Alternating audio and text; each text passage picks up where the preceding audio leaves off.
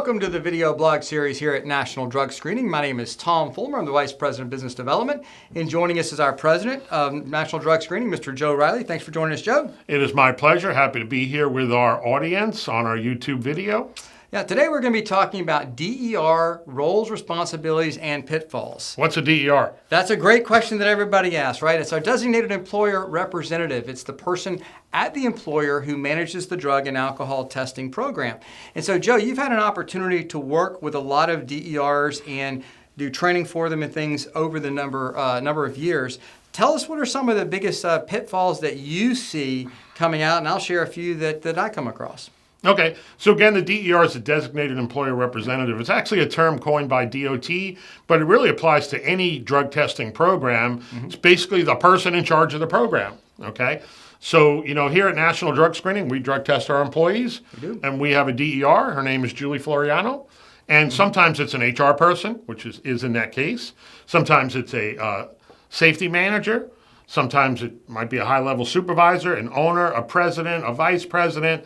Sometimes it might be the administrative assistant. Is that a good idea? Somebody who got voluntold for the position. Is that a good idea for being the administrative assistant? No. Okay. So probably not. The DER needs to know the program. They need to know the company's policy. They need to understand drug testing. They need to know how it works. They need to know what their policy says.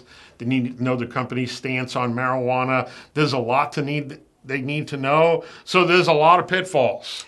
Yeah, absolutely. And as we see this, and we've worked with employers all over the country, some of the biggest challenges that we see is just not knowing their own policy, not knowing what they're supposed to do, being voluntold for that role. I kind of make that joke, but it's unfortunate that a lot of people in that role were put in the role. They weren't hired for that role. The ones that were actually hired for the role are probably trained. They probably spend time learning the regulations, if there are any, either federal or state. But the ones who are just kind of assigned as additional responsibilities, that's where we see some of the challenges out there. They don't know what their actual role is. They don't know what role they play.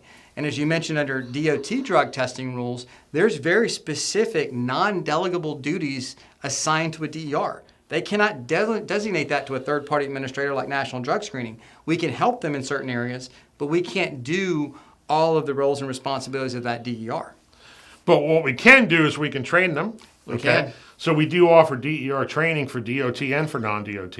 For DOT, the DER training can be broken down into the specific DOT agency that your company is regulated by, which might be the Federal Motor Carrier Safety Administration or the Federal Aviation Administration or the other DOT agencies. Right. You can get to that training by going to mydrugtesttraining.com. Again, that's mydrugtesttraining.com.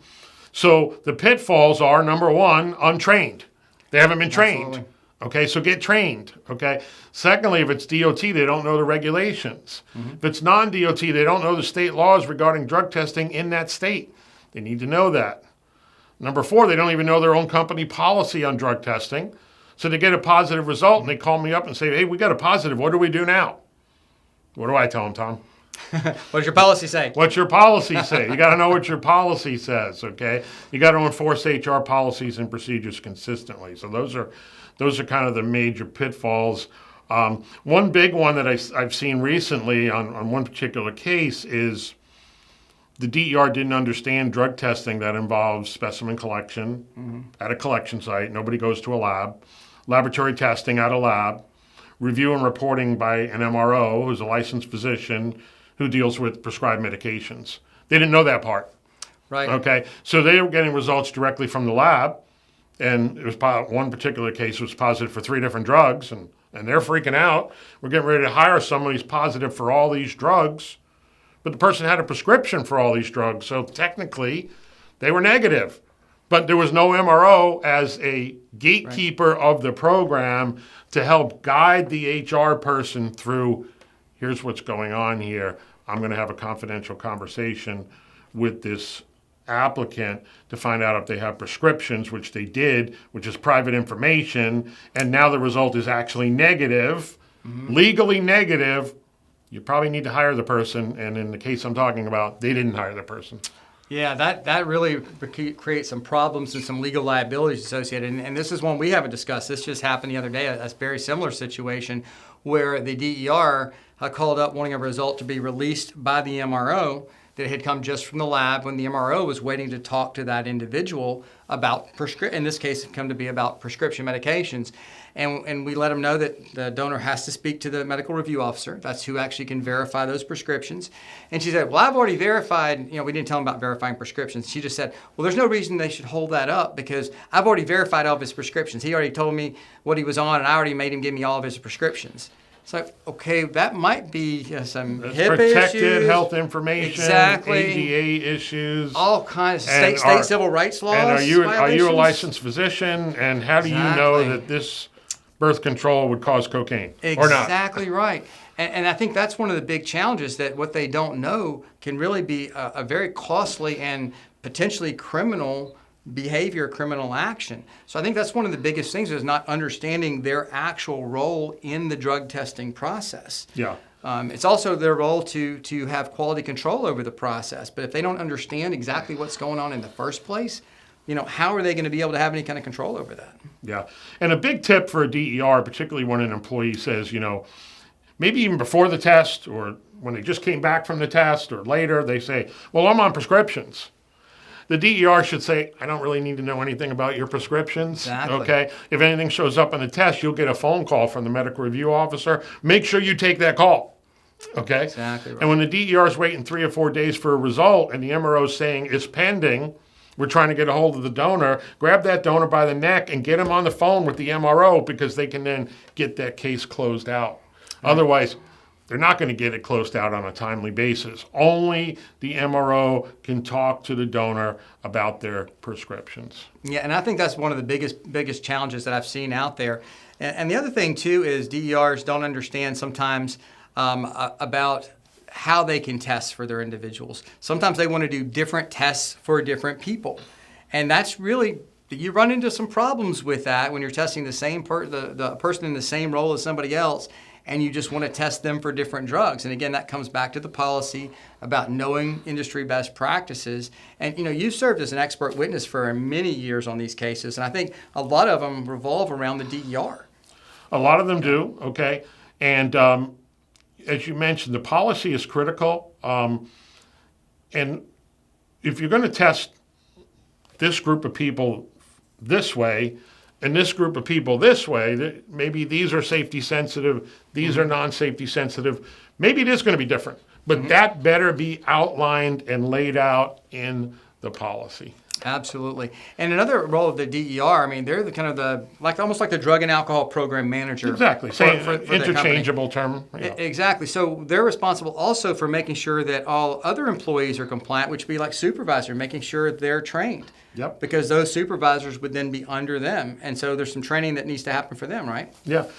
Supervisor training on reasonable suspicion required under DOT, best practice under non-DOT.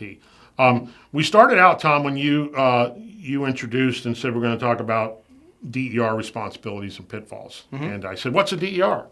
So this is big news. I am in the process right now of writing a book. Oh. And it's called What's a DER? Okay?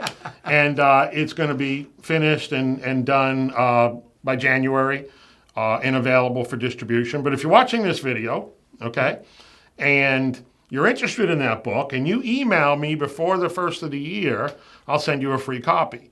So you can send me an email, joe@nationaldrugscreening.com, and when my book is published and ready, I will send you a free copy of my book, What's a DER?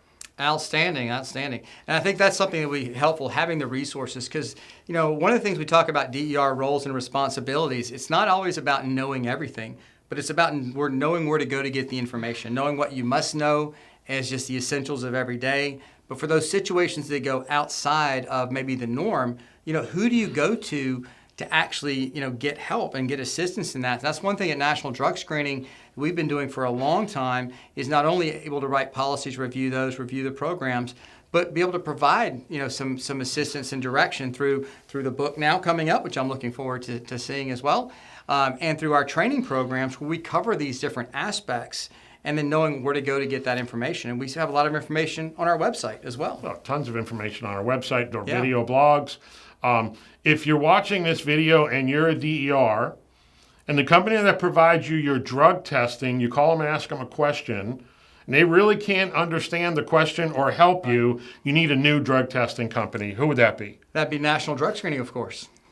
And we're one of the few that's nationally accredited for drug and alcohol testing program management and have been for a number of years. And Yep. one of the few that's Better Business Bureau accredited as well. And the reason that we've met those stringent criteria is because not only do you and I, you've probably seen us on the different videos, stay abreast of everything that's going on and all that, we require all of our team to do that too. We have a lot of our team members who are not going to be DERs, but they've gone through DER training. Yes, They're they not supervisors, and they've gone through supervisor reasonable suspicion training. They're not collectors, and they've gone through DOT specimen collector qualification training, because if they don't understand the process, how can they understand the issues you're having, and how can they help you get those issues resolved and get you to the right person or direct you to the right information that can help for that? Absolutely, Tom. So closing it out, how can folks get a hold of us? Yeah, best way to go to nationaldrugscreening.com. You're welcome to give us a call anytime as well. We'll be happy to help you direct your call to the right place. If you're looking for that training, you can go to mydrugtesttraining.com. You can purchase it directly there. Or if you want some advice on that, like I said, our team can assist you. But make sure you check out our videos, nationaldrugscreening.com, great resources there. Like and subscribe to our videos. You'll get all the new updates that are coming up. And one of the other things too is if you are a client of National Drug Screening, when we do have these kind of things that come out, new changes that happen, we do send that information out to you. And we're always updating our blogs, our videos, so that you have the best resources available to you. Outstanding, Tom. Thanks for joining us, Joe. Everyone have a great day.